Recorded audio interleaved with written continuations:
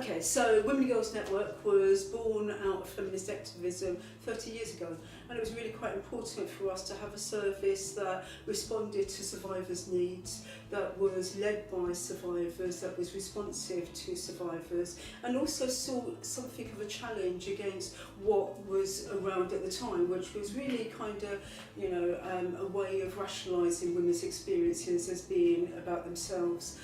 So Women and Girls Network was really about survivors being able to talk out, to tell their truths, and also as a reaction and a response to maybe the challenges of society that wanted to minimise, justify, deny and avoid women and young women's experiences of gender-based violence.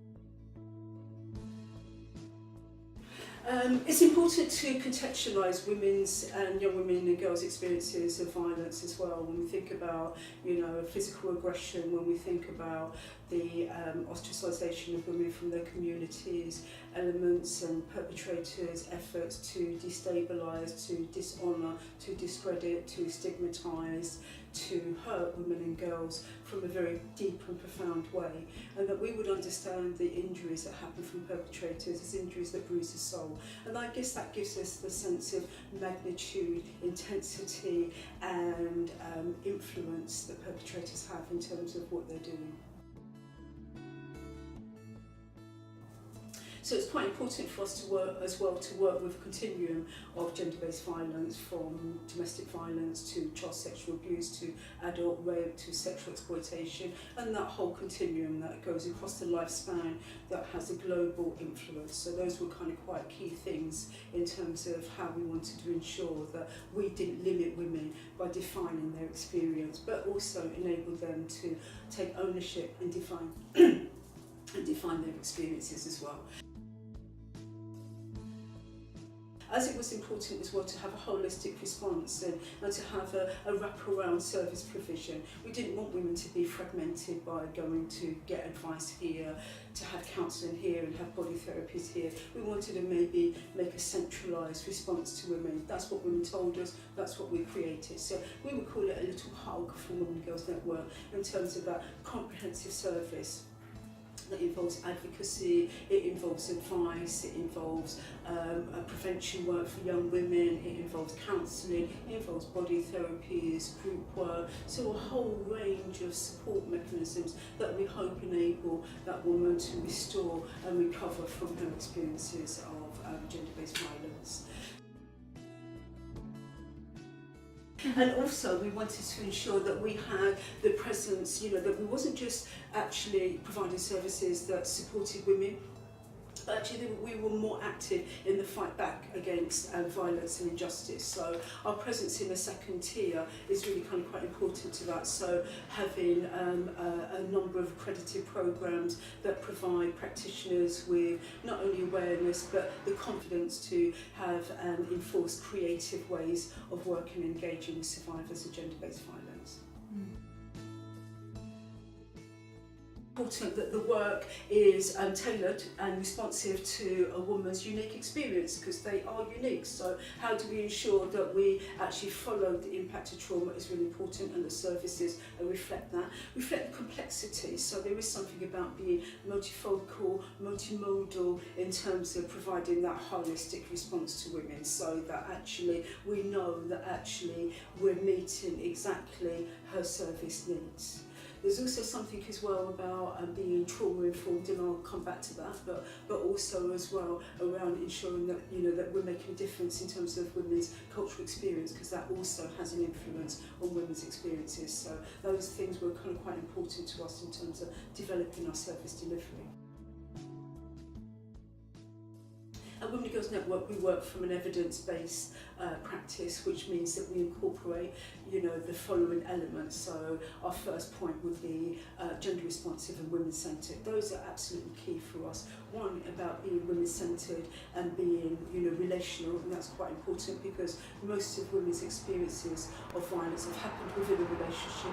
So it's really quite important that we journey back to a relationship and restore something of her faith in relationships. So that's going to be quite important as a healing asset. But also about women-centred, it's about providing safe, accessible, women-centred spaces. It's also about ensuring that women feel confident, but also that actually it's not like coming to a dentist, that actually those are spaces for creativity, for women to feel heard, but also that value women, that restore her confidence in herself and the community of women. So those are kind of quite important things. So it's really important as well that we have a gendered analysis of VAWG, otherwise we leave women to actually internalise the shame and blame. If we don't put it into a context, actually, this is about inequality. It's driven by the roles of female and males. If we don't conceptualise it in that way, then we're just repeating some of those challenges, which individualises and puts that blame on women. It was really key for us to be trauma-informed. I must say that we've been trauma-informed for the last 30 years, but as a feminist practitioners, but they want to call it trauma-informed, we're going to go along with that. But, you know, but that is really an essential thing. So it's that vital seismic shift of not what's wrong with you, but what's happened to you. That is absolutely key to be able for a woman to start thinking about the wrong that's happened, rather than internally what's wrong with her in terms of those pathologising diagnoses of borderline personality disorder, which are actually kind of quite meaningless, but proportion that blame on something that's wrong with her. So those were kind of quite important things for us, as it was to work from a strengths-based practice, you know, and thinking about her efforts and her agency to change, to move through her experiences, and about her adaptations to trauma, rather than thinking about her dysfunctional coping mechanisms, thinking about those were survival tactics to ensure that she's alive and with us. So those are kind of quite key things as well. And thinking about empowerment, collaboration and mutuality in our relationships, so that women are informed and actually feel that they can take action and agency were kind of quite important things.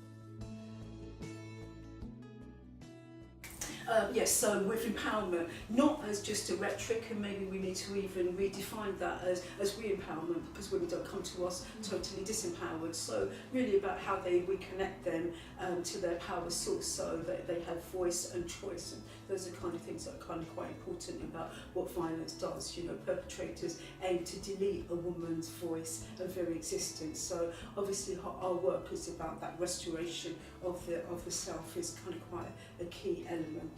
An intersectional framework, again, that's kind of quite central to our work in terms of understanding the influence of discrimination, oppression, abuse of power, and putting that out in a societal context. Those are going to be the elements that would have influenced, that continue to influence a woman's experience of gender-based violence as well. So that's kind of quite central for us, to find ways that we move through, work with women around their cultural experiences, and how we hold their identity as something kind of quite central and quite paramount to their experiences of recovery as well. Also for us it was important to have that holistic frame, so that restoration of mind, body and spirit as well, so that soul connection is quite important to women's recovery.